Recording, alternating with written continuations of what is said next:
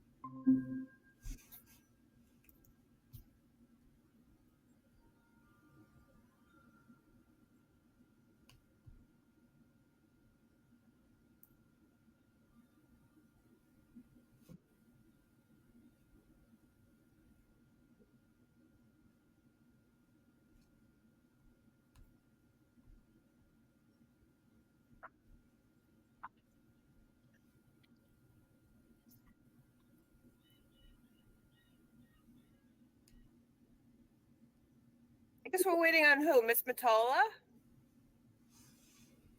We're waiting on Dr. Bowl. And also for Dr. H.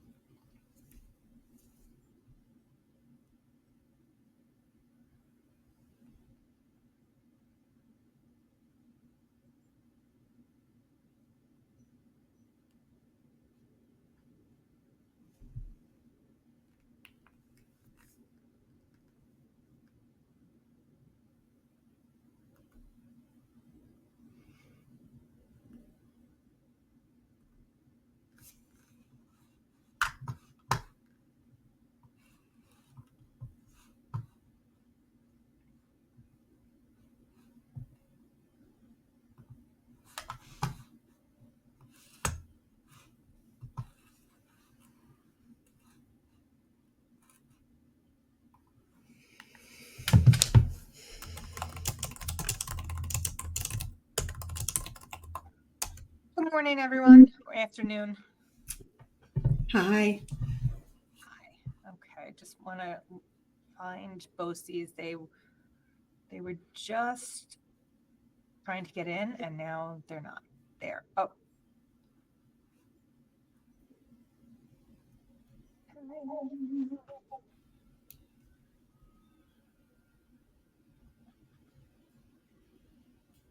It's not letting me let people in.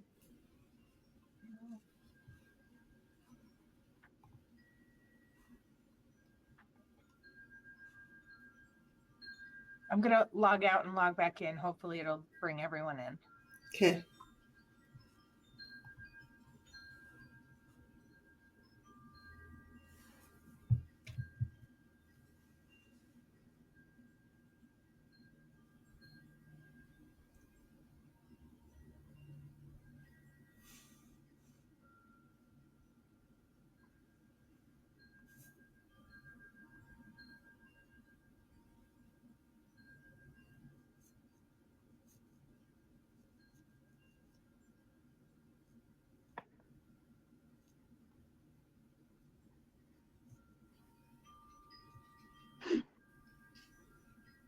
Hi there.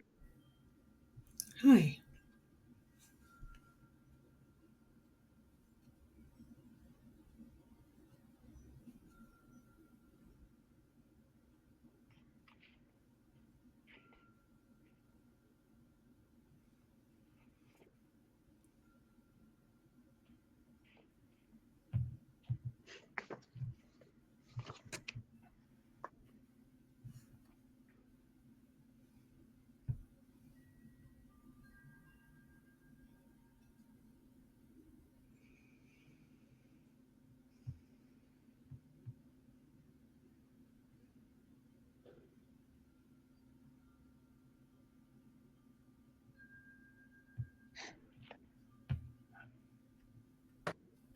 Okay.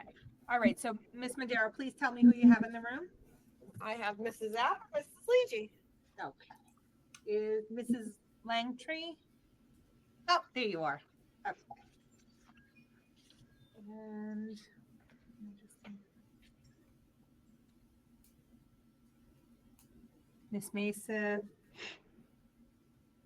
Mom, do you know who everyone is? No, Okay. So Miss Langtree is Hailey's. we've chatted. She's very nice and she's helped me a lot. Yeah. Awesome. Miss App and Miss Leeging. Yes, Miss Madero is the school psychologist. correct. Miss Masif is the chairperson for elementary special education. Okay. Denise Elmore is the assistive technology coordinator for the district. She did the screening for Hailey. And Phyllis, Phyllis, yeah. I don't know who that is. Phyllis Schwartz did the vision eval. Oh, that was done because I never got any report. Miss Schwartz, do you know if that was mailed? I sent mine to BOCES. BOCES sent it to you, so that's Okay. Well, that was one of the reasons for today's meeting. I can hang on. I can have it sent to you. Okay. When was that done? What was the date that was done? September 29th. Wow. Okay.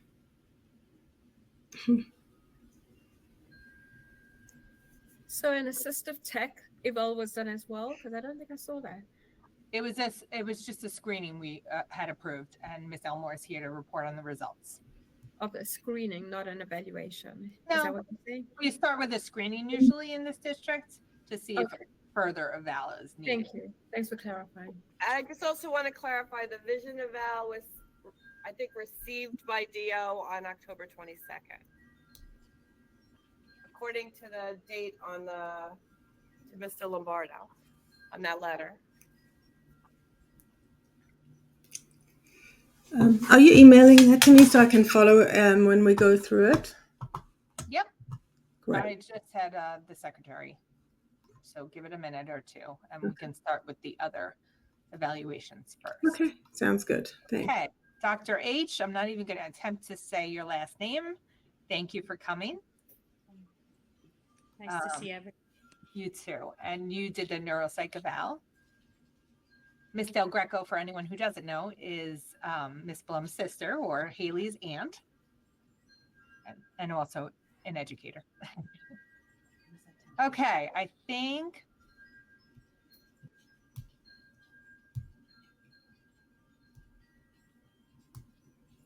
What? You suddenly disappeared. We don't hear you.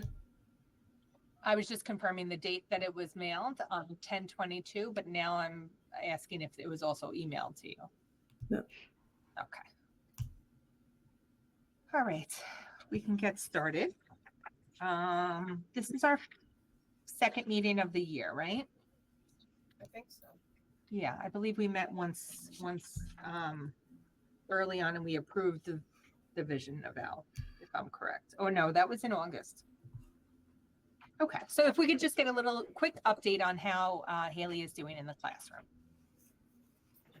Hailey is a very kind student who likes to help her friends. She enjoys making personal connections with Mrs. Leegey and I, especially the other adults in the classroom. She has great manners, always saying please and thank you. She definitely enjoys the social part of the school day, whether it's lunch or snack or recess. She participates during our small and whole group lessons, especially when she's interested in the activity at hand. She prefers to work in close teacher proximity throughout her school day as well. Most of the time she's willing to work, especially if it's an activity that she enjoys. And if it's not an activity that she prefers, with just a nice explanation of why it's important and how it will help her in the future, she definitely just moves on with the assignment and has a lot of success. As we are getting to know her, and we're breaking up the assignments to make them more manageable, and we're, having a nice teamwork approach. She's learning that, we're here to support her, and, she's more willing to work through those more challenging activities or the activities that are less preferred, and, willing to take risks on some of the things that are more difficult for her in the classroom. So it's nice to see her becoming a little bit more comfortable and confident and willing to work through those challenging moments with us. That's great. Thank you. Mom, any questions or anyone any questions? No, not at this time. Well, Oh. how is she doing with her skills though? Her reading, her math, her writing. How's she doing with her skills? So in math, she has good basic skills. This past unit, we worked on addition and subtraction with and without regrouping. She had a lot of success with that. We're still trying to develop her skills in estimation. She was able to use a number line, coming up with the 2 10s on the number line or the 200s, depending on what we were rounding to. She was having a difficult time with that halfway point, so we're continuing to work on that. Other than that, she was lining up her numbers beautifully. We started multiplication, which is very visual. We have lots of manipulatives, and she's showing a lot of success so far. We just started the unit though. And then in reading? Yep, in reading, auditory comprehension is her strength. She loves to share her ideas. She is becoming quite confident with actually going back and finding some of the information in the text where, it's one of the main skills that we try to talk about in our small group instruction. And she's really setting a great example of trying to go back and look at the text when we're working in our small group and partnerships. And I have to compliment her patience and the way she explains herself when working in a partnership is just so nice. And the way she shares her answers and explains why she picked something as the reason that, she's picking that as an answer to her peers. It's just a great thing to watch her do because it's just such a nice little leadership role for her to take at that time. So it's just something really nice to see in the classroom. You can definitely tell her comfort level is getting more because she even raised her hand to volunteer to read one of the problems in math the other day. So it was a nice moment in the class. Was she able to read it? So in math, we read the problem 3 times. So after she heard it twice, then she was the third reader. So she had she was a little familiar with the words in the sentence. So she was able to read it. Okay. And do you have any updated test scores or her decoding inventory, anything like that, the IDI? Oh, yes. So her last math score, she received a 62, and then we just have to pull that up. Was that the grade level assessment? Yes. Okay.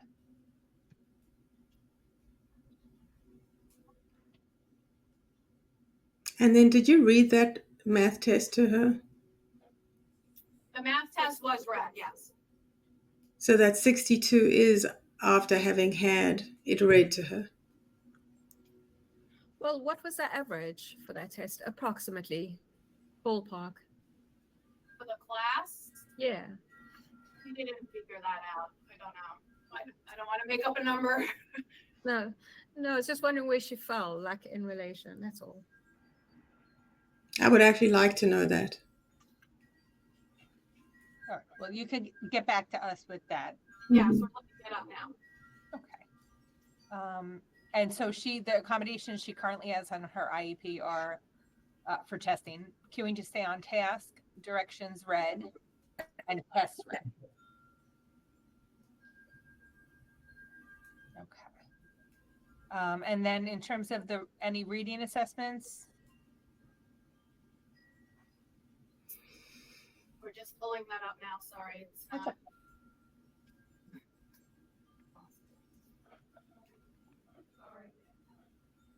Wouldn't the reading assessments be from her reading teacher? No, there's reading assessments given by both, right? By the classroom teachers and as well as her reading teacher. So like the iReady is done in class. I could pull up her score on iReady. It's a 417 at the 13th percentile. That was for reading. And math was at the 30th percentile, a score of 408. Those are from September, correct? Those are from September. Yep. Which percentile did you say the math is? 30th. So, but the iReady reading, it reads it to her though. The iReady reading, does it? It does, yeah. So she tested at the 13th percentile, but it is read to her. like the iReady is set to read to hers. Miss Abbott, Miss Leedy, can you confirm that it was set to tests read? Because we typically don't do that for iReady. No, we do not. But some of the questions, like all of the other kids, will have maybe for some questions a little button that they can press that will read the question to them. That's based on the iReady settings. Okay, so she did not have tests read to her on the iReady. No. Right, but the entire test is not read for iReady reading. I know, it's because it's for progress monitoring purposes. Right. Okay. So in regards to the grade 3 reading assessments that we give, would you just like week 2 and 4, which are the tests that we must give? You just read any scores that she has gotten on the Salus ELA test. Okay. So in Unit 1, Week 1, which is not required, but we give it, we read pages 1 and 2 to Hailey. Overall, she got an 85. Unit 1, Week 2, which we must give through the district. So we have to follow her IEP exactly as is. She received a 40%. Unit 1, Week 3, which Mrs. Leedy and I give, but do not have to give, so we can make some modifications as we see. We read pages 1 and 2 to her. She again scored an 85. Just to clarify, when she got a 40, it was also read to her, correct? Now, her IEP says accept reading comprehension. I'm sorry, I didn't open up the box. Okay, so you didn't read the reading part. Okay. So that's the difference. The 85 is when it's read to her, and the 40% is when it's not. Yes. Okay. When we do the accommodations in the classroom, we are reading the word study skills to her, and we read the vocabulary skills. She still reads the comprehension herself, just again as that little snapshot of checking in to see how she's doing. So we're reading to assess how well she's gaining the vocabulary that we do together during the week, and how we're working together, and the word study skills that we're doing together and we're practicing together. But that reading comprehension, we are still assessing independently. So again, it's like that little compromise of what we have our flexibility with on those weeks 1, 3, and 5. Okay. So if you could just read them in a row, Ms. App, we have an 85, 40, 85, just so we get just a general sense. Right. It's a lot of scrolling, so just give me one. Okay, so it's 85, then a 40, then an 85, then a 40 again, then a 77, and that's it. Okay. And those are the only tests that have been given so far this year in the ELA. Correct. Okay, great, thank you. All right, quick update from Ms. Langtree. Now, Ms. Langtree was recently hired and joined us. So she is new to Hailey, relatively new, but did coordinate with her prior teacher, her reading teacher, Wilson teacher. So if you could just give us an update of how she's doing. Sure. So in her group, we are currently working on suffix S and ES, along with base words that have digraphs and short vowels in them, as well as short vowel with like a bonus letter, which is really just a double consonant at the end, such as like bell, mall, things like that. She seems to be doing very well with that so far. She does recognize when she hears the word, say, cats, she knows to put an S, not an ES. She's able to distinguish between the two suffixes when adding it to a base word. We just finished one of the dictations, and she seems to have done pretty well. We just were working on capitalization and punctuation with her, but the concepts came through when she was writing her sentences and her words. They all appear to be correct. And in a dictation is really just I'm speaking, like either sounds or I'm giving individual words, and she's just writing down what she hears. I'm also dictating phrases with high frequency words, and she's writing that down. And then at the end, I'm dictating a sentence, and she's writing that entire sentence. None of the words in the sentences, or pretty much the entire assessment activity, which one you'd want to call it, are words that she wouldn't know. They're all words that we've gone over as far as high frequency. They're all concepts that she would know from either previous substeps or the subset that we're currently working on. And it looks good so far. So I'm happy with how she's doing right now in the group. She participates and she's always raising her hand. She's offering to help others in the group if they are having a struggle at the moment. So it's really great to have her in the group. She also likes to sit in proximity to me, so she loves sitting right next to me and being as much of a helper as she can in that group. So, Ms. Langtry, How many students are in there? The 4 students, and they're all within the same level in Wilson. When we spoke, you had said that there's some kind of data that you get. I don't remember if you said weekly or at the end of each section. Yes, it's at the charting, right? The yes, charting. Yes. How can I see that? So I will definitely be sending you. So I had to pause because we had some star testing in between. So we picked up today. We didn't get to it today, but we will be charting tomorrow. So I can give you the most recent charting as early as tomorrow after I see her.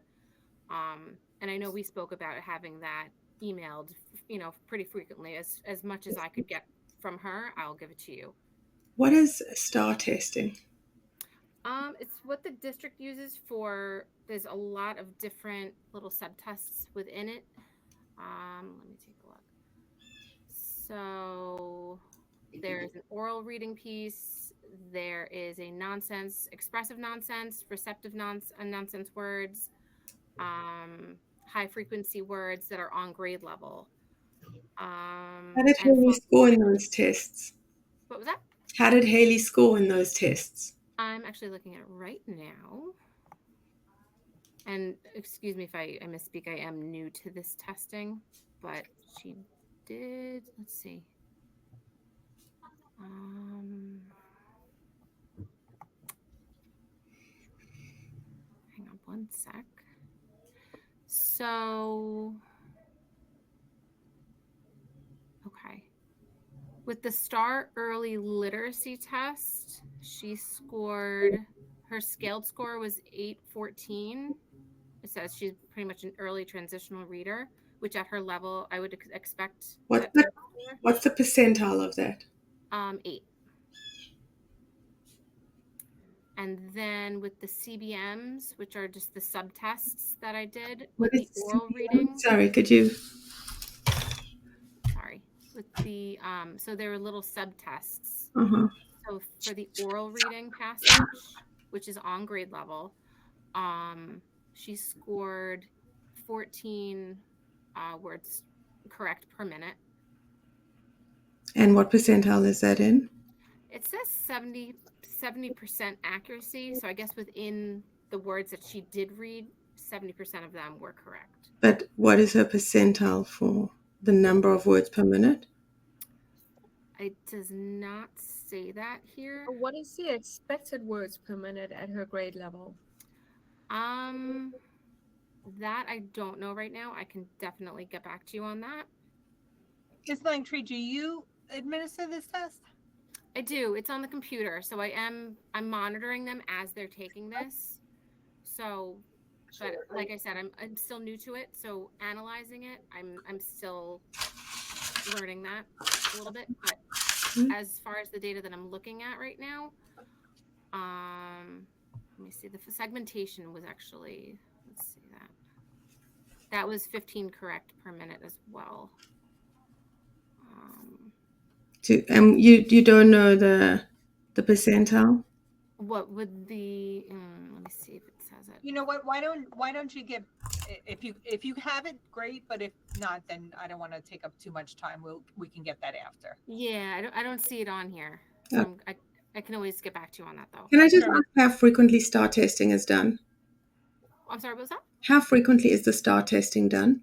It should be every 6 weeks. Okay, great. Give or Can we take. make sure that I get the results of that when it's done? Sure. Thank you.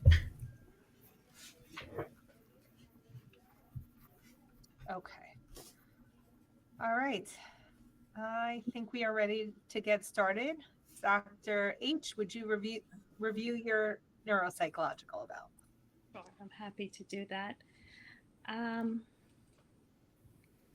I got to meet with Hailey back in the beginning of September, so it was just the second or third week of school when it had just started.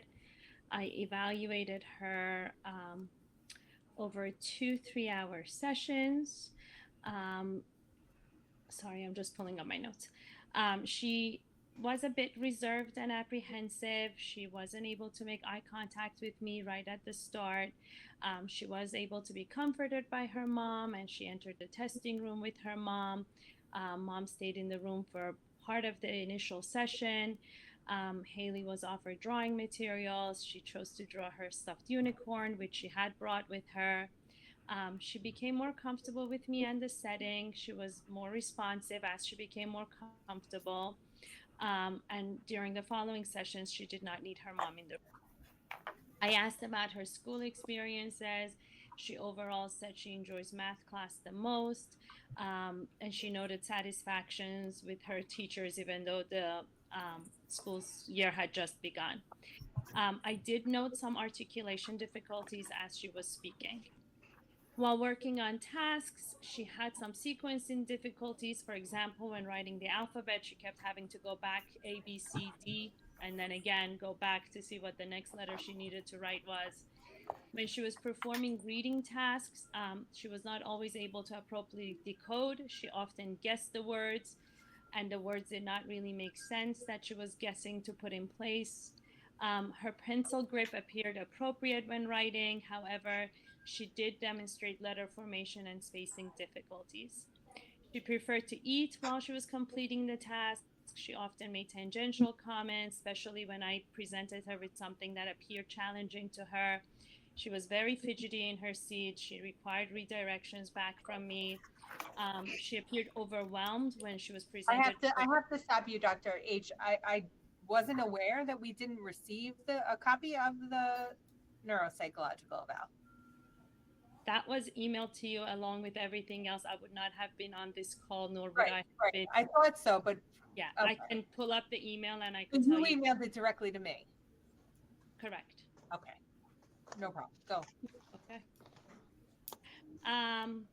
She was rather fidgety in her seat and needed redirection from me. She was overwhelmed when I presented a full page and needed reassurance just to complete one item at a time, and then she was able to go through it.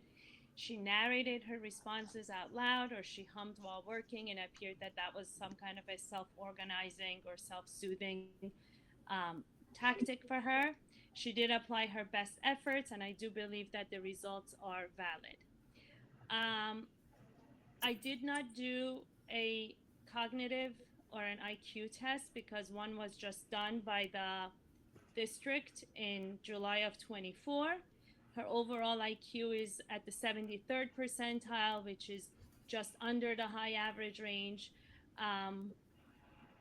The constituent domains, she performed within the high average range in verbal comprehension and visual, spatial, and fluid reasoning, and her abilities were average in working memory and processing. So there's really no issues presented with regards to her IQ. Academically, I gave her the Wyatt 4. In regards to reading, she decodes in the low average range at the 10th percentile. However, when I asked her to actually read words or her orthographic fluency that I tested through the Wyatt, they both fell within the 3rd percentile, which is the borderline range. As far as reading goes, I also administered the GORT 5. When reading paragraphs, her reading rate was at the less than 1st percentile. and her accuracy was at the 5th percentile. The GORT has a comprehension piece where you take away the passage. She doesn't have a chance to look back at the passage. And I ask her questions. They're mostly straight factual questions from the passage. There might be a couple of inferential questions in there, and she performed within the low average range. I also looked at her overall phonological processing through the CTOP. She has to delete sounds, blend sounds, isolate sounds, and those were within the low average to borderline range overall. Interestingly, I gave her the oral discourse comprehension where she hears passages and then she has to answer questions based on what she has heard. And that went up to the 61st percentile. So it appears that her comprehension difficulties are not necessarily a language issue, but rather she's spending so much energy trying to decode what she's supposed to read that she really does not have any energy left to understand what she had read. Given her decoding difficulties, she demonstrated encoding difficulties as well. For example, her single word spelling fell at the 8th percentile. I also asked her to do some writing. When she was given 2 sentences and she had to combine them together, she was just within the average range at the 25th percentile. However, when she was left to her own devices and given a single word and she had to come up with her own sentence, she fell all the way back in the 6th percentile. Mathematically, she is not yet fluent in addition or subtractions. They were both within the low average range. Her overall calculation skills are in the 13th percentile, which is low average. And also her problem solving was in the low average range at the 18th percentile. And that's despite the WIAD having examiners read the questions and providing some kind of pictorial cue on some of those problems. Her writing fluency, again, that was the alphabet writing within 60 seconds that I was talking about, fell again at the borderline range, 6th percentile. She used up a lot of time, the sequencing issues that I spoke about. Any questions so far? Okay. Then I looked at specific domains of the neuropsychological processes. We look at visual attention, where she demonstrated inattentiveness. And then I looked at auditory attention, where she demonstrated impulsivity and inattentiveness on both simple and complex tasks. And these are all commensurate with her previous diagnosis of ADHD. Linguistically, she was able to comprehend instructions of increasing complexity, and those are auditorily presented instructions. She showed intact receptive and expressive vocabulary. However, because of her decoding difficulties, she did not perform well on the speeded naming task, which is how fast you can name things like letters, colors, shapes, and that is a proxy for reading readiness, the research shows, and she did not do well on that. Additionally, she was able to organize her language based on a given category. However, and that was on the average range 63rd percentile, but when I asked her to organize her language by an initial sound, name things that begin with S or name things that begin with F, her performance fell all the way back in the low average range 9th percentile. So we could see how her decoding and phonemic awareness difficulties are impacting her linguistic abilities from that angle. As far as learning and memory, she can immediately encode when information has context.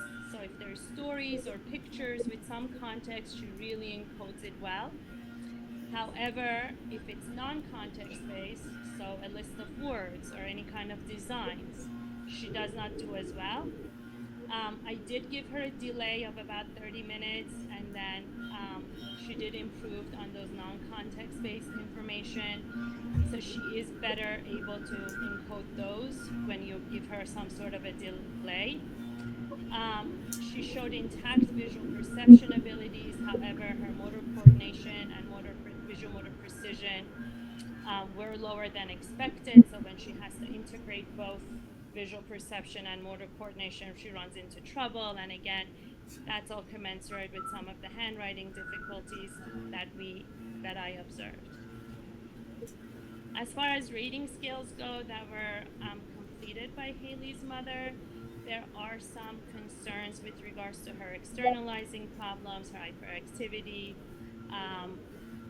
and some behavioral symptoms. She does have the diagnosed attentional vulnerabilities, and they do impact her daily activities, but she also is said to experience instances of possible aggressive behavior and maybe argumentative toward adults at times. Her classroom teachers also completed rating scales. There was one rating scale that was completed by both teachers together, and they had significant concerns in regard to her school problems, her learning, and in externalizing problems, but a lesser degree than those indicated by Ms. Blunt. I think Hailey's intelligent. She's shown immense resilience in the face of her early childhood experiences. There is no question that there is an organic attentional weakness and impulsivity. However, I think some of her early childhood experiences have impacted her conceptualization of adult caretaker relationships, and that, when you put it in juxtaposition with some of her attentional and impulsivity, kind of they come together in a perfect storm. I think a lot has been done by her parents to rectify some of these early on experiences. However, she is apprehensive and she can react in an effort to protect herself. And I think these reactions may not often appear appropriate to what the situation may be. But that goes along with her understanding of relationships and expectations that is getting framed for her. So if we can show her the support that she needs and build a better model, I think she can get through this. She needs positive reassurance. She needs consistent relationships in order to further develop her trust. She can also be having some of these reactions because she's very smart and she's very well aware of her academic struggles and her intelligence. And, she needs to protect herself. And some of these may be heightened feelings when she's under academic challenge. So I did keep the attention deficit hyperactivity presentation. I did give her the diagnosis in all three learning disorders, in reading, writing, and math. And the reactive attachment disorder and sensory processing disorder stand by history that was diagnosed previously. Sorry, just for my own clarification, what is the reading that is being programmed, that is being implemented right now for Hailey? Because I know, and maybe I need to get educated, you mentioned a few different types of benchmark or testing that you do. I'm just wondering which program they correspond to. So she's participating in a 5 times 30-minute specialized reading instruction with Miss Langtree, and that's using Wilson, which I'm sure you're familiar with. And then curriculum that's in the classroom is based on Savas, is the name of the curriculum. Understood. So do we have the benchmark data from Wilson as she goes through? From my understanding, Wilson requires testing at some point in order for you to move on to the next step. Is there any kind of monitoring or data available regarding that? Yes, there is. There's, hold on, let me take these off, it's quiet. Okay. So with every lesson, we do charting, which is wordless. It's just a very quick assessment. At the end of every sub-step, every step in Wilson, there is a post assessment that covers all the sub-steps within that step. So for step 1, it would be from 1.1 to 1.6. So once we're done with 1.6, there will be an assessment that covers all of the concepts learned within that. But that is not as often as, say, the charting. The charting is after every lesson. And as per the Wilson program, is she getting those benchmarks according to the way that it's called for by the program itself? I know they're very systematized, that within every so many weeks or so many days you have to finish specific amount of lessons, and then you do the benchmark, and then it tells you whether you're ready to go or if you have to go back to certain steps. This is what I understand from it. So is she getting that with fidelity? She is, as much as you can. In a group, it's a little bit different, just because with one-on-one Wilson, you can move a lot quicker because it's only one student. But with 4 different students, I'm also ensuring that each one of those children is ready to move on to the next sub-step. So even if child A is ready, child B, C, and D might not be ready yet, so we might have to do another lesson before moving on to the next sub-step, because they want to make sure that they are mastering those concepts before moving to the next sub-step. I understand. I mean, and we could go through this as we get through the recommendation, but one of my concerns is that she's in the 3rd grade. And when you get to 4th grade, I don't have to tell you guys, you're educators and I'm not. You're no longer learning to learn. You're no longer learning to read. You're reading to learn, right? Right. And there is a huge change that happens. And I guess my concern is that we have this 3rd grade year and possibly the summer after 3rd grade to really get her as much intervention as we can, because her reading rate is at the less than 1st percentile, and her word reading is at the 3rd percentile, and her accuracy is at the 5th percentile. And I just needed to make a point of that, but I'm happy to move on through the recommendations, or however you wish to move forward, Ms. Gold. I mean, my concern is, like you're saying, well, let's take. I'm happy to hear your recommendations at this point. Yeah, I just wanted to say that, Ms. Langtry just said it takes longer in a group than one-on-one, and I don't think we have longer. Hailey has not been taught how to read.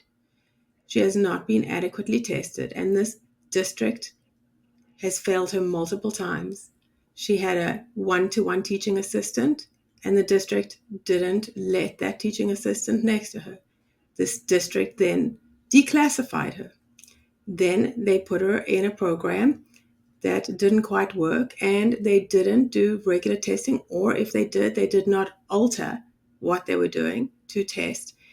And here we are, that with objective data that shows that she cannot read. She is a very clever girl who could learn, and I have grave concerns that being in this group, as Ms. Langtry just said, is slowing her down when we need to go full steam ahead. What's the recommendation in the Neuropsych? I know we're getting to recommendation. I was waiting to hear that first, but was your recommendation in your report one-to-one reading instruction? I'm happy to go through the recommendations if everybody's ready to move forward.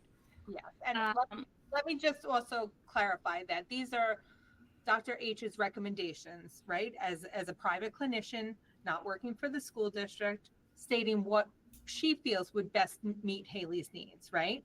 Then we have another point of view. We are a public school system. Okay, so what might be ideal might not be practical in a public school. So you can continue, Dr. H. So I believe that given the data that we just reviewed, she should be getting an IEP and classified as a child with a learning disability. She should be receiving her education in an integrated co-teaching ICT classroom for all subjects. I do recommend one-on-one specialized reading. If you look at Wilson or in Gillingham, it is supposed to be 60 minutes a lesson. I know within the district, it often ends up at 40 or 45 minutes because that's how long a period is. But 5 times 60 with a certified reading specialist with appropriate fidelity. I do believe she needs to receive these reading services through the summer months as well.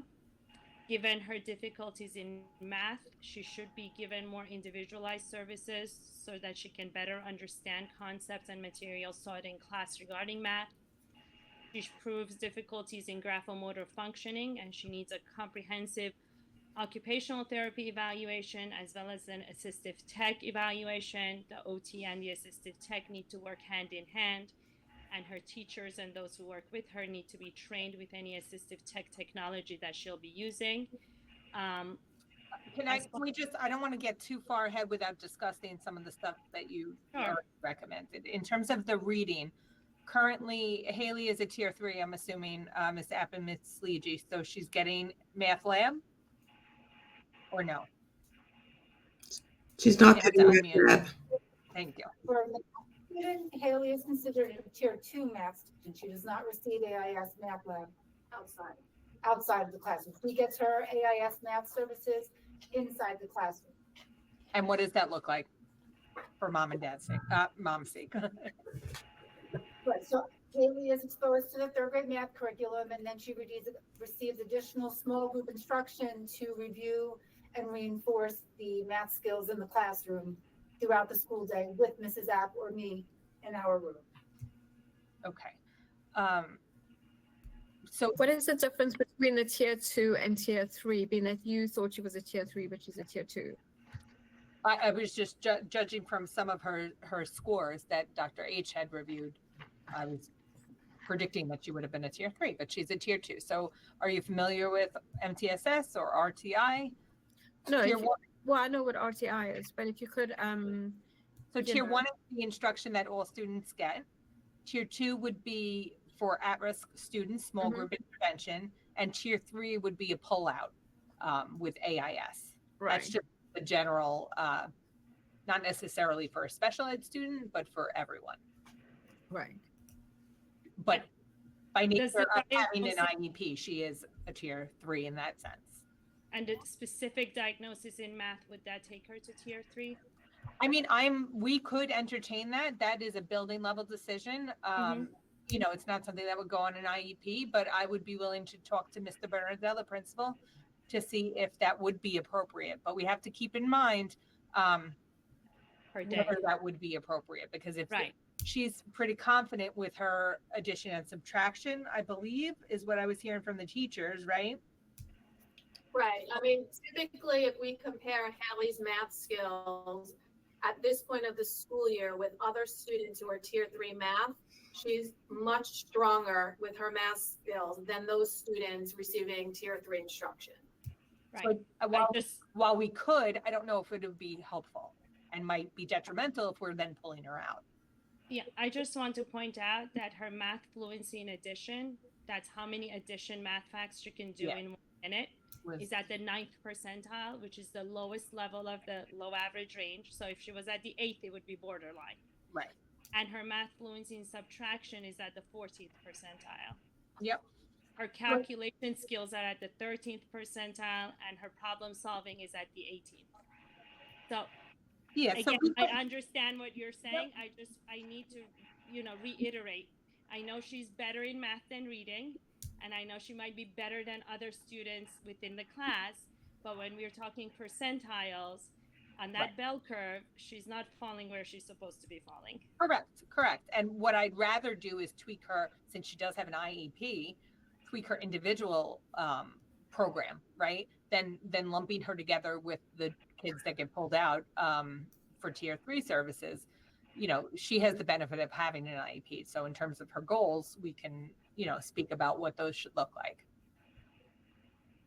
It's just like her mom since preschool actually was saying there's a problem with her not learning her letters, not learning her words, not learning her this, and she ended up even being declassified. Now, we just don't want to end up in the same situation with math, that it doesn't seem as bad as everyone else, and then suddenly she can't do math when she's in 4th grade, and now we have a huge problem. We just want to, we don't want her to fall down even further in math, even though her math is a little stronger for her than her reading.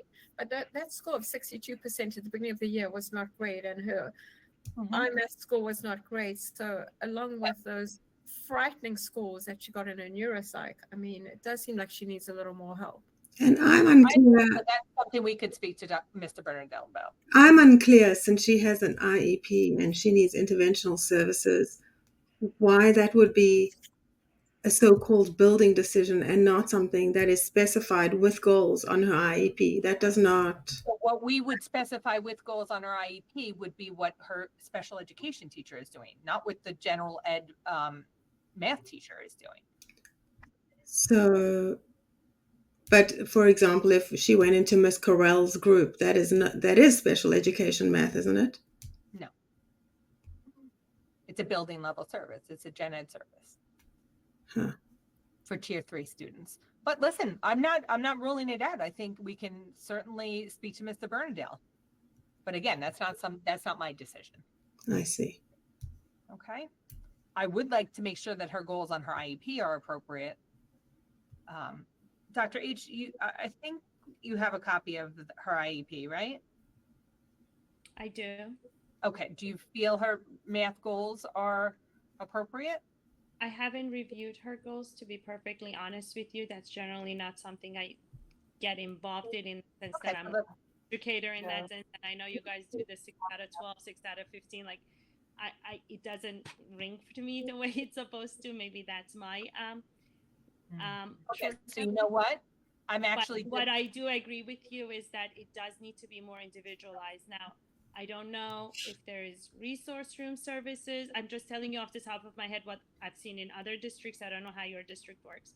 Is there a resource room we can give her? Is there a math lab we can give her? Is there kids that we can group her with that are more similar to her level where they can move along together?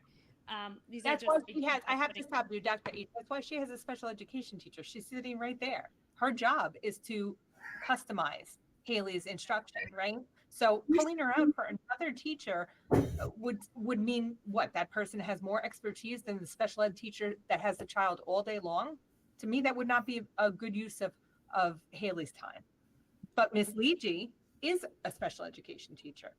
And I'm looking at her IEP. Prior to this eval, she did not have math goals on her IEP. So I think it's time to add math goals and to maybe guide her instruction a little bit differently. Do you have recommendations for what she should be working on in math? You're muted.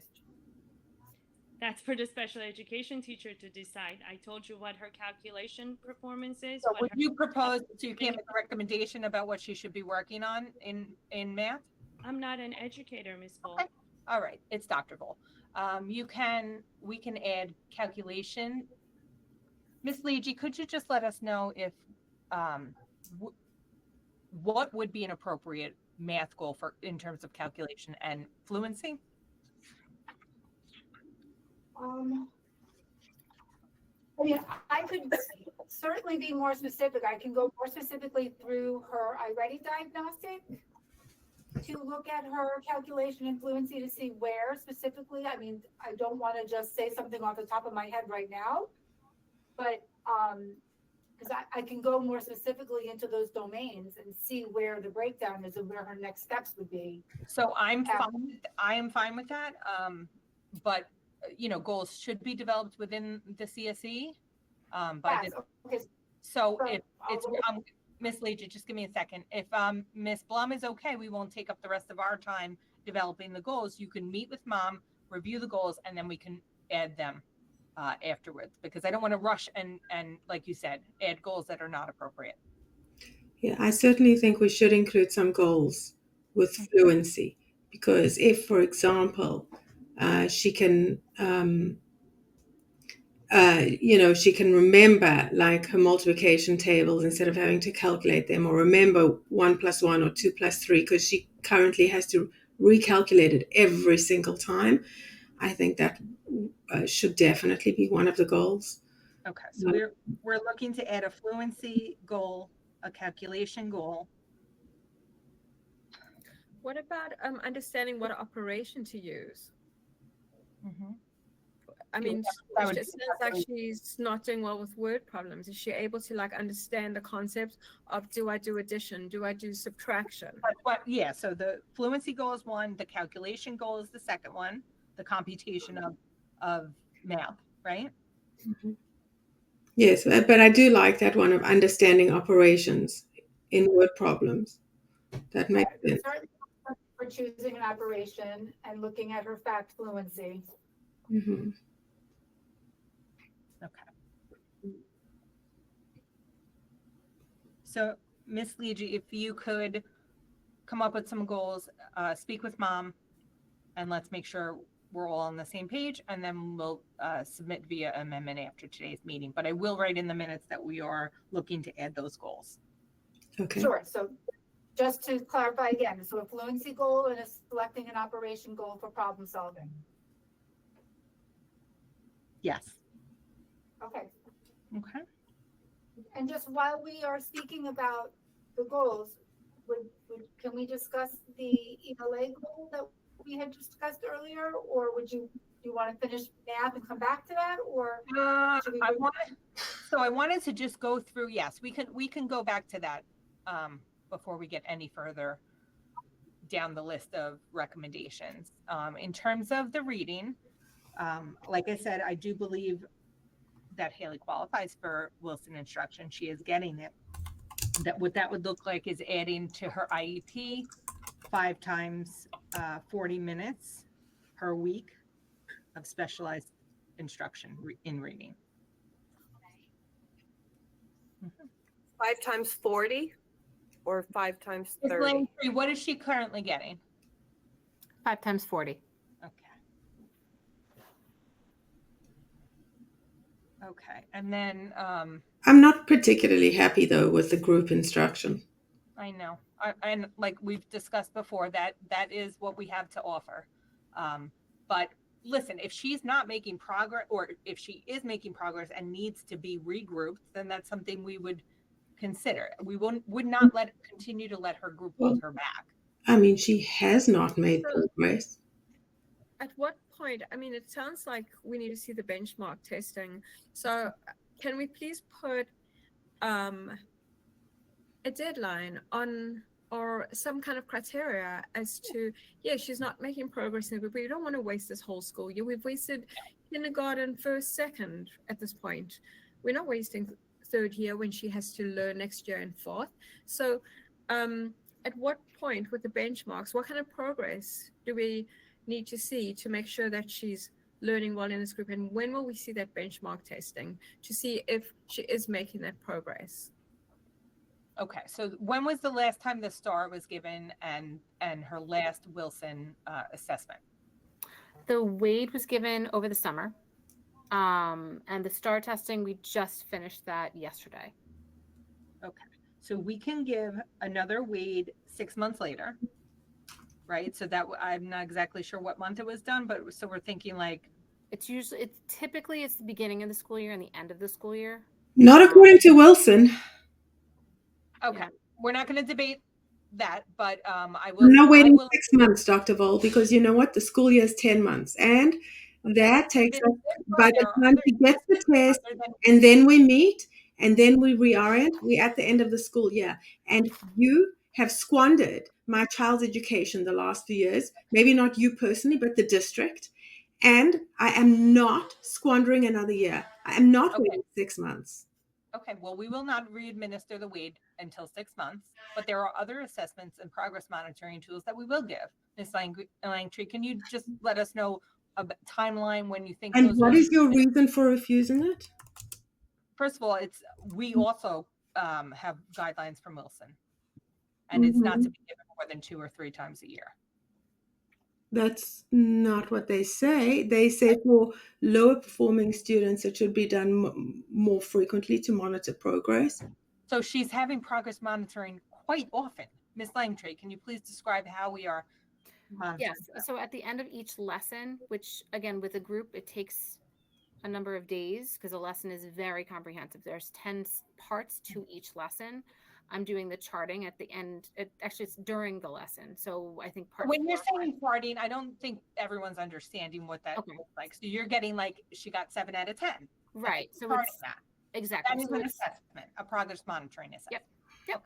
So how often is that? Can you just say that? With each lesson, I try to do it once a week. Okay. If I can get 2 lessons into a week, I can do it twice. But the goal is once a week. A minimum of once a week, she will get those kind of benchmark assessments. Yes. And then how often is I know The there's step, a, assess- the yeah. step assessment. So that can vary just because some steps are longer than others. The step one is it's 6 sub-steps within that. And within a sub-step, there's a minimum of 3 lessons. Now that's saying that each student with the charting, got 14 out of 15 every single time for each of those lessons. If they don't get the 14 out of 15, they cannot move on to the following sub-step. That's showing that there's mastery within reading with those concepts. So again, if the group is not getting 14 out of 15, if they're getting 12 out of 15, 10, I have to make another lesson to make sure that they're mastering. Until they get that consistently 3 times in a row, I can't move on to the next subset. Okay, So that's why but the checks are the what you call charting is done weekly. Yes. Can I just ask if you keep there is star data that's being given as well. Do you have an idea? Repeat that? I'm sorry. You do. We are also giving the star data. Yes, and that's every 6 weeks. iReady, right? I think iReady is a little bit different, but it is. Yeah. It is, but it's just another tool that we use for progress monitoring. So my point is, we are not squandering away her time. We are assessing and progress monitoring, which is what the law tells us we need to do, right? So we will give her another 6 to 8 weeks, and then we can meet again and see how she's doing. I would be more than happy. We want Hailey to succeed. We want Hailey to continue to progress. How big is her reading group? Is it 5 or 3? Is she in a group of 5 or a group of 3 for reading? 4. Group of 4. Is it supposed to be 5? It just happens to be 4? No, it's just it can vary, but yeah, it's 4. So if Hailey meets that standard that you said to move on to the next lesson, but the other 2 or other 3 students haven't, does she have to wait for them? Typically, I can't really have one concept being taught to her while I'm teaching. No, I understand. It wouldn't make sense for you. I just wanted to understand that if she does and she can move on to the next, or if one of them does, then the others have to wait until they all catch up together. Right. But like I just said, if we start to see that is happening often, then we would look to regroup her. And then I have another question, because you also specified that to go through a lesson in a group takes about a week or something. How long does it generally take with a single kid and not a group? Depends on how long the session is. If it's an hour session, I could probably get it in a day or 2. Okay. But with the 40 to 45 minutes, which is typical in pretty much every elementary school, it's a number of days. It could be 2 days, because as the parts go along in the lesson, they're much longer. Like a dictation can take 20 to 25 minutes. So she's now taking a week for a lesson in a group as opposed to 2 days where she could be in a one-to-one. So we're slowing the progress. Either way, basically, yes? Right. Okay. Right. But it's very, if I could show you, what it looks like, there's well, no, I mean, it's specific, right? With an individual, it takes approximately 2 sessions at 40 minutes, and in a group, it takes approximately a week at 40 minutes. So sure. I think that's true for anything. If we had one-on-one teaching throughout her school day, we could probably get her through, multiple grades. But we need to get her through multiple grades, so maybe we need to reconsider where we are. Well, that's why we're giving her these interventions, right? We're giving her specialized reading, Wilson. She's in an ICT class. She has an IEP with goals that are measurable. From everything I'm hearing, it does not sound to me that a group is an appropriate setting for her goals to be reading by the end of 3rd grade.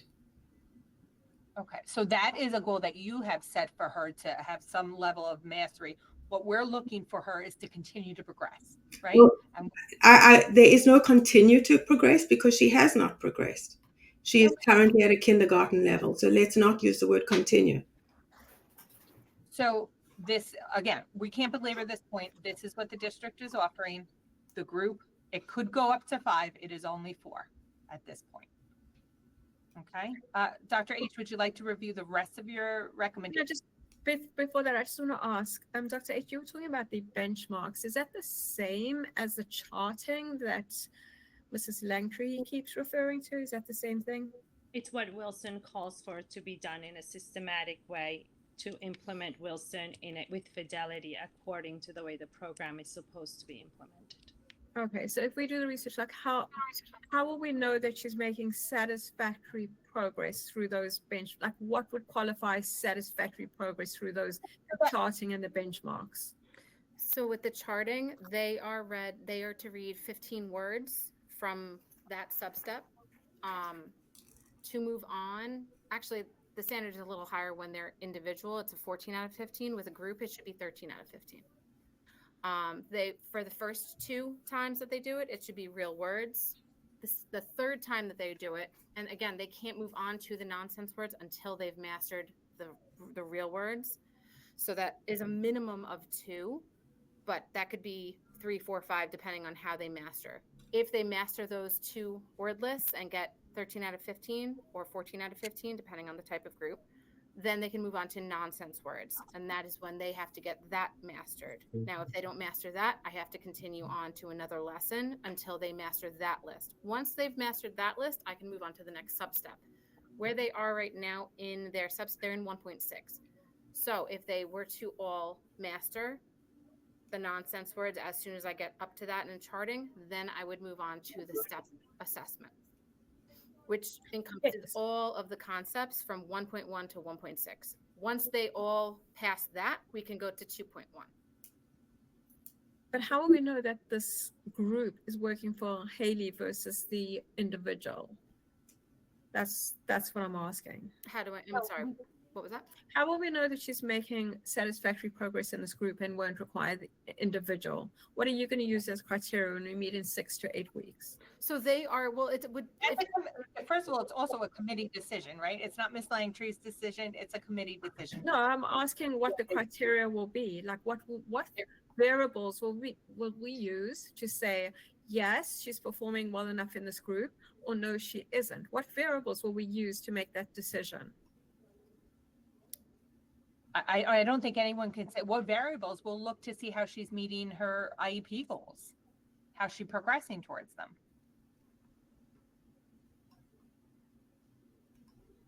Okay.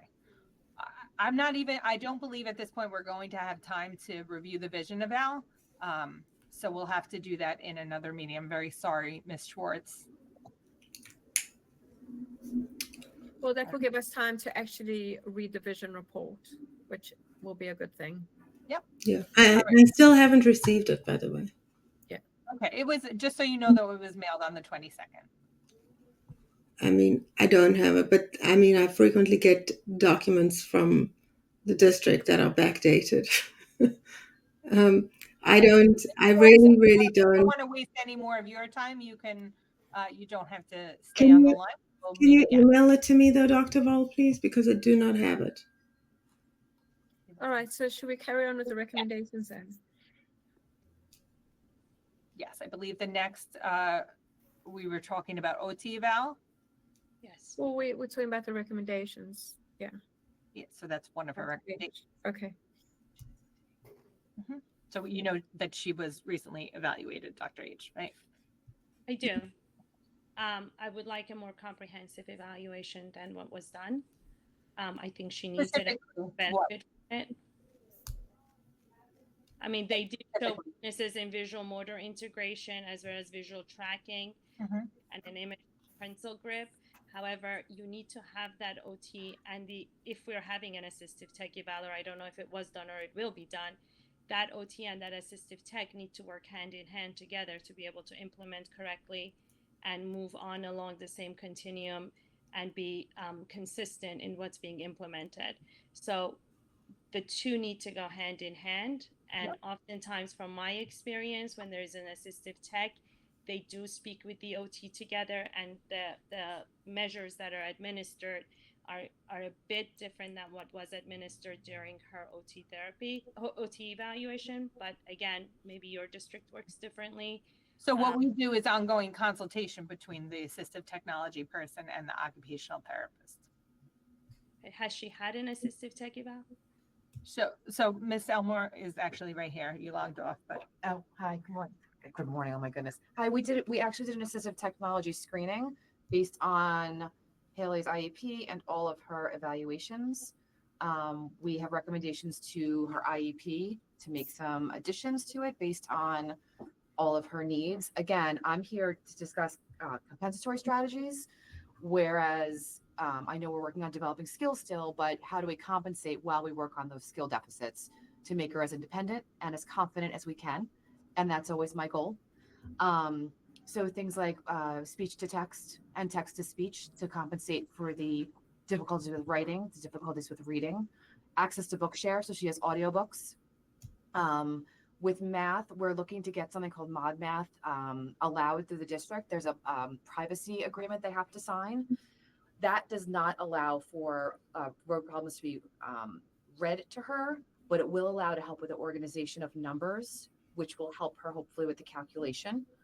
I know she's only in 3rd grade, but if we're talking about compensation, possibly use of a calculator and teaching her how to use the calculator while we continue to work. And again, Ms. Blum, you know that my goal is always to work on these skills continually, but I need to build independence and really that confidence for her, and being able to do it by herself and being successful to me is very, very important in this process right now, because we want her to have wins and we want her to have success. And with technology now, we can kind of fill in those gaps while we provide all these services to help her in the meantime. I would also provide 5 hours of consult between Hailey and her teacher team. And that's aside from the consultation clearly with Vision, which we haven't done yet, or OT. And I do consult with both of them to figure out what the best strategies are for her, because their domains kind of complement what I do, but I don't know what they know and they don't know what I know. And so that's continual as well. Who will teach her how to use the assistive tech that you're talking I about? will, with the support of her teachers. And so she has one very tech savvy teacher. But I find that really consulting with the teachers so that they have real time instruction in the classroom, in terms of, I'm not there all day. They need to know how to use it and when to use it. And that's why we do consult with both the teacher and the student. At some point, does the student get some one-on-one? Yes, I've already met with you know, her. I know the speech to text takes a while for Yeah, you. I've already met with Hailey twice one-on-one. We put 5 hours a year on there, but I've already met with her for well over an hour. I don't track the time. I just put it on there so they know they're getting at least this much, but it's really child dependent. I have some kids who in 6th grade, they still have 10 hours and they don't need it. They're picking up on the stuff quicker than I am. So I think that her having success and her having that independence is really going to motivate her. I've seen it already. Things like she asked me how to spell a word the other day, and I said, hit the microphone and ask it how to spell it. And she did. And I said, you don't need me. My goal is to make my me being needed not existent. Will she have things like predictive text? Yes. Predictive spelling, things like that. We'll have an extension called Google Read and Write, That's which provides built-in dictionary, picture dictionary, written dictionary, speech to text, text to speech. And again, in 3rd grade, I'd say we use 5 or 6 features of Google Read and Write. Mm-hmm. The reason I like it is because it grows with them. And so things like annotating and whatnot, as she gets towards middle school, it's the same platform she's been using. And now we're going to add on those other skills. So right now, go ahead. Sorry, I'm asking questions. I just want this to be clarified for mom. Sure. You can use that for homework and help her do homework more independently.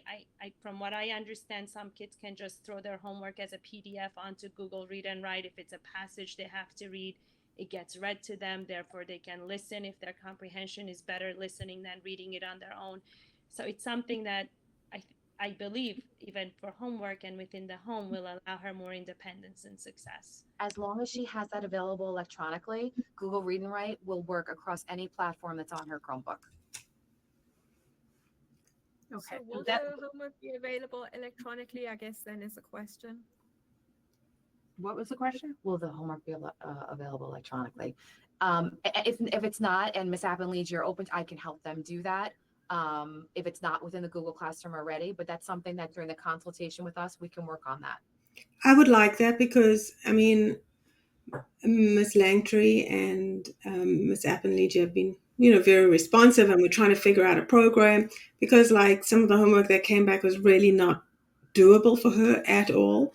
And so we came up with, just doing iReady reading, but it's not giving her the skills that she needs, like with that homework. So if we can put something on the IEP as well, that the homework gets somehow translated into,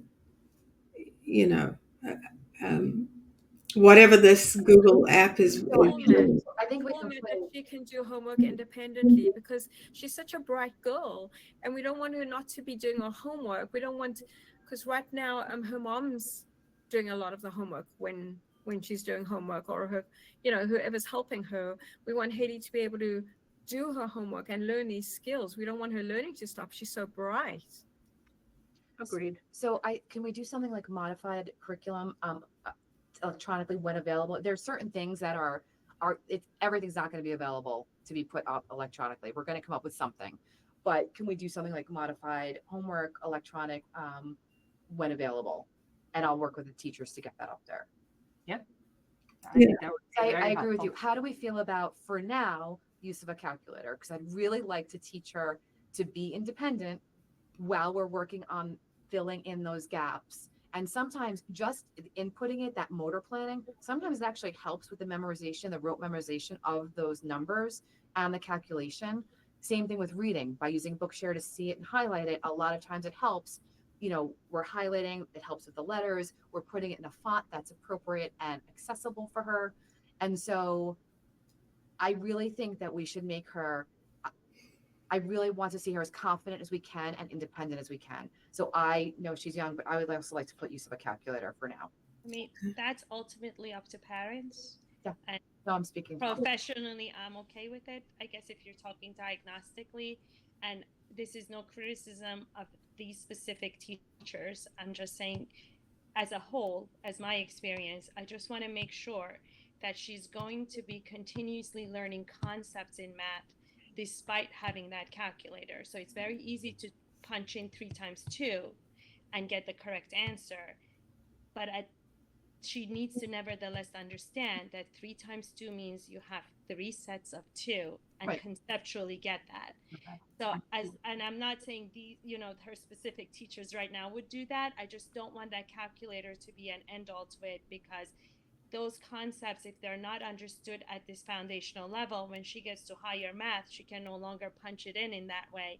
And she needs to have these foundational concepts drilled into her as far as understanding what 3 times 2 means versus just punching it in. Yes, I do think that punching it into a calculator will be very helpful to her time-wise, performance-wise, confidence-wise. Confidence building, yes. Yes, absolutely. Okay, so any way we can ask Miss Carell to help create the math goals, because I know that she's very creative with this kind of stuff. She's got some out of the box ideas, and I really do have faith in her. So maybe we could loop Miss Carell in to create the the math goals and the math services overall, even if she doesn't. Even if she doesn't get pulled out to go to Miss Carell's class, if Miss Carell can kind of help us structure it, that would be great. I mean, yes, that kind of consultation is fine, but Miss Leegee is a veteran teacher and very capable of making goals that are appropriate for Hailey. But we can absolutely loop Miss Carell in. Does she know Hailey? She doesn't know Hailey. She doesn't know. She knows Skylar. I know her, and I was just chatting to her. At one point about, probably needing her on the opposite end of the spectrum. And, so, and at that point, we were just chatting, so I don't remember exactly what it was, but she threw out some really great ideas or strategies to me. So those are not going to go into the goal, though. So, and I also want to make that clear. Even though we are giving her the use of a calculator, her goals are going to be skill driven, right? We want her to have those skills. We're not measuring, can she use the calculator? Yeah. We're going to measure, can she do those skills? Okay. I just want to say about the calculator before that discussion's ended. Shouldn't it be specified that the calculator should only be used when not working on that specific concept that you're teaching? So for facts you should have mastered, but didn't, then it's helpful to use a calculator when she's learning a new skill. But if she's learning a new skill, she shouldn't be using the calculator for that new skill. Agreed. Okay. I just, if that could be Well, specified. like, homework should not be something new, right? So she should be able to independently do her homework. I mean, I don't know how you guys feel, but I feel like she can practice the skill during the day and then maybe use the calculator to help her at home. What are your thoughts? I don't think she should be using it for any new concept. I think she should only be using it for concepts she should have learned already. That is my very strong thought. I've seen students use it, become very reliable on it, and never learn that skill. But when I'm saying homework is it should be at her level and what's independent, right? So therefore, she should be able to use the calculator if needed, but she's working on that skill anyway. She's developing those calculation skills. Right, Dr. Bolt, for our classroom, their math homework, because we spend so much time doing individualized instruction in class, in our classroom this year, their only math homework is to practice their math fluency, which is given to them in a variety of ways at home. So there's no specified way that they need to practice their math fluency. They can do it on a computer, they can do it with flashcards, they can do it with hands-on tactile games. Gotcha. We give the families a lot of leeway, so there really isn't any paper work going home that would require Hailey to use the calculator. I think part of my problem is because I'm not an educator, despite my sister being one. And so when your note says, well, practice fluency at home, and my kid can't write very well, she has dysgraphia, and she has dyscalculia, she has dyslexia, I honestly don't know how to help her develop fluency. And her short-term memory is challenging. I mean, even you sent home a review packet on like the state or whatever. Whew, we went over it 1,000 times, and her memory, it's tricky. So, like, if we can have something more specific that to help with the fluency rather than relying on me because I'm not an educator, that would be amazing. I would really, really appreciate that. I think for homework, you can use the tools that make it easier for you, but in class, when she's supposed to be learning a concept, she shouldn't be just punching numbers in a calculator. But the fluency is learned at home, though. That's what, and I don't know how to do that. I think that I'll meet with Miss App and Miss Leegee and potentially Miss Carell as well. We'll develop some homework to be done that will give more guidance. Thank you. Thank you. Okay. Dr. H. Sure. As far as other accommodations, I think preferential seating is something Hailey can benefit from. Given her graphomotor difficulties, extended time on classroom and standardized testing with separate location as needed. Some kids start in the classroom and do the extended time in a separate location. Some kids start in a separate location to begin with. I'm not sure how your district handles that. Her directions and test passages need to be read and repeated to her and check for understanding of that. Revised test formats and directions. This is not a child that can do multiple choice well, probably. She gets overwhelmed when the page is too busy. If we can have less per page on a test, for example, so she's not overwhelmed, I think that would be beneficial to her. I think we'll actually probably go into more of that when we work with our vision eval, but that is a good recommendation. Sure. Use of breaks, use of masks or markers to maintain her place. She often loses her place. Copies of notes as she gets older. I'm not sure how much notes they have now. As far as writing goes, use of graphic organizers. This just came into my mind. I'm sorry, I should have maybe put it in there, but maybe Vision can talk about it. Using those enlarged graph papers when doing math so that it helps her keep things in boxes and lined up, because with her attention and some of her dysgraphia and her disorganization when she's writing, she could make careless mistakes even if she did have the fluency in the math facts. Check-ins from her teachers, use of multisensory instruction. Hailey is currently meeting with a trauma therapist, and parents have been providing that. I think it's important to continue that given some of her symptoms of anxiety. it's important for school. Again, this is up to parents to give that consent, but I think it's very important for the mental health personnel within the district to work with the outside provider to have overlap between how they're implementing things. Hailey needs for things to be consistent. She needs to expect reactions across, the same reactions across the board. She needs to be dealt with in the same way and in the same manner, whether by parents, teachers, or anybody else that works with her.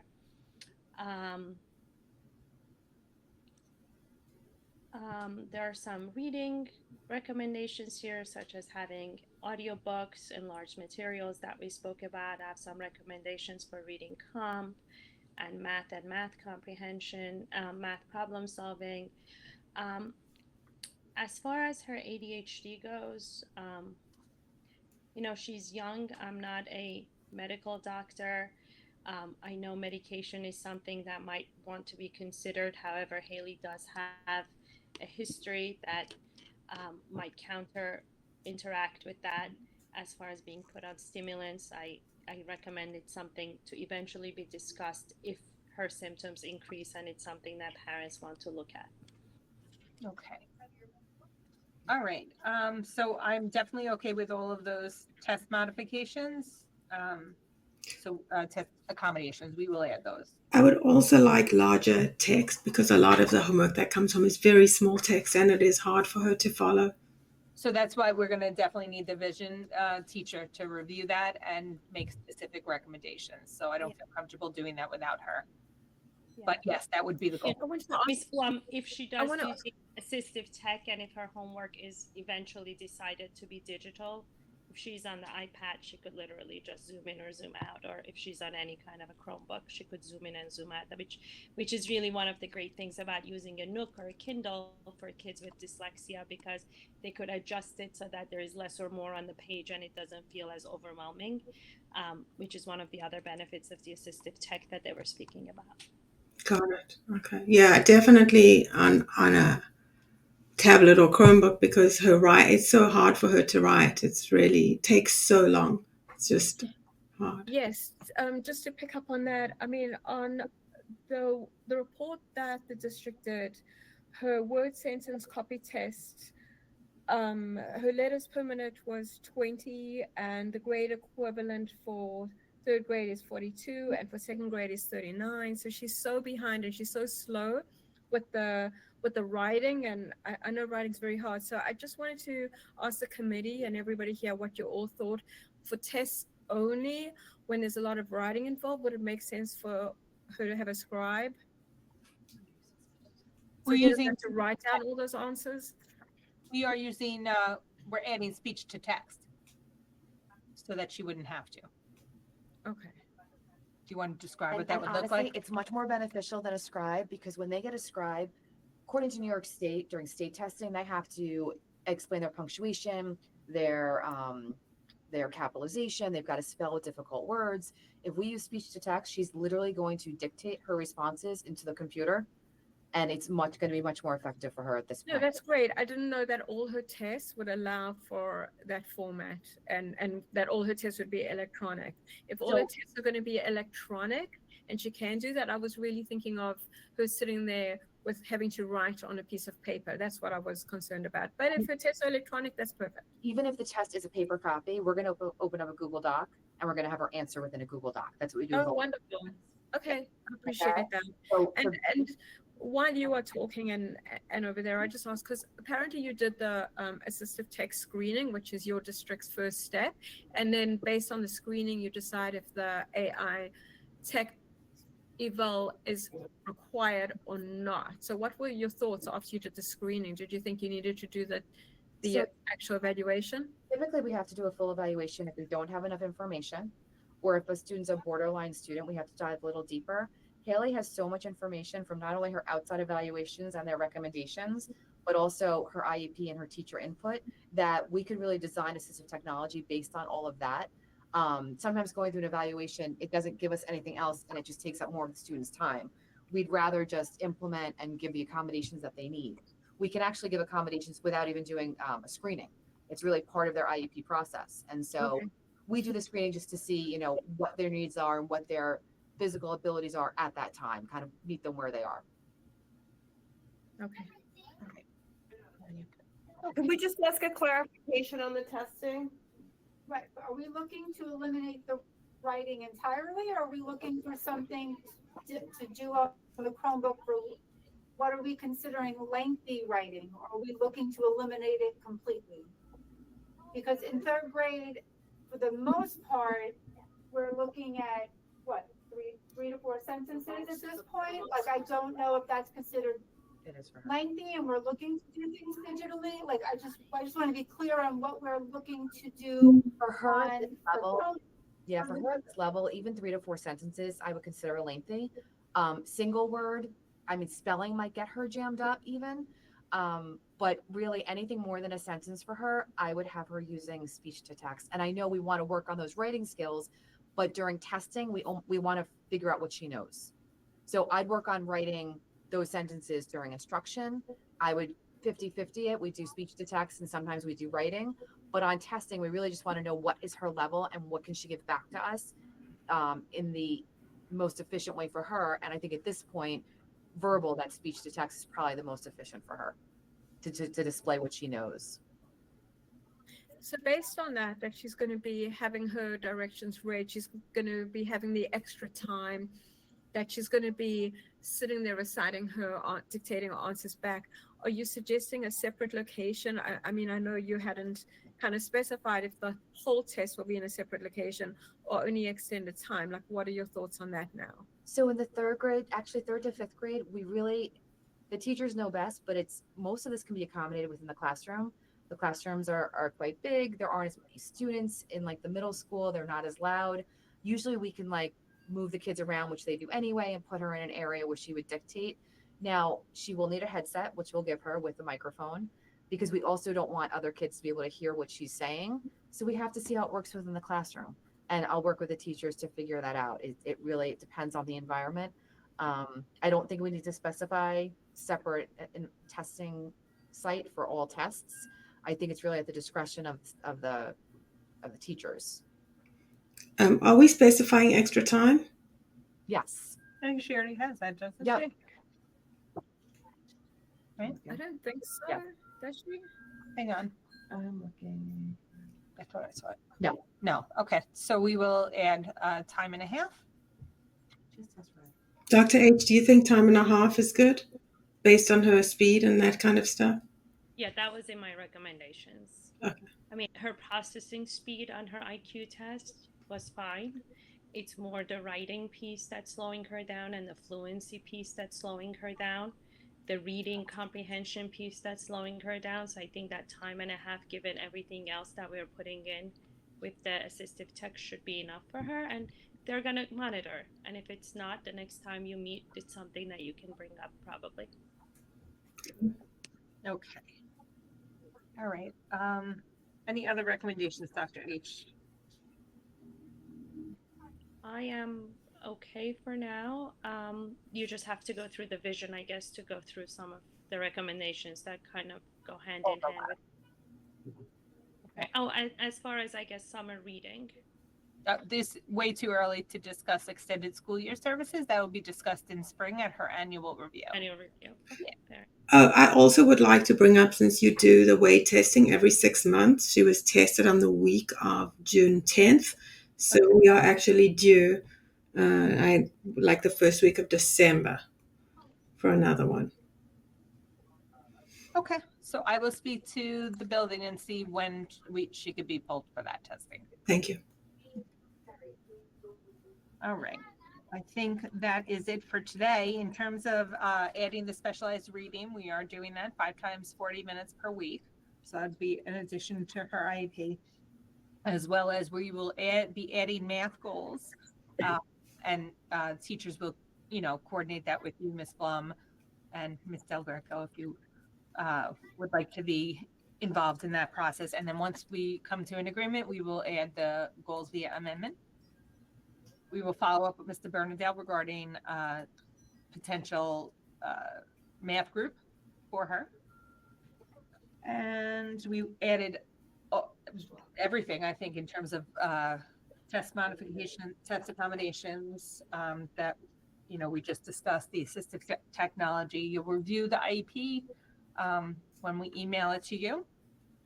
And we'll be meeting again very soon to review the vision eval. Okay, thank you. Okay, thanks everyone for coming. All right, I still didn't have that email, by the way, with the vision. I know I have to get up and leave the meeting and go to the secretary Okay. and ask her, but I will do that right now. All right, thank you. Okay, All bye. right, bye. So when are we Thank meeting you. again?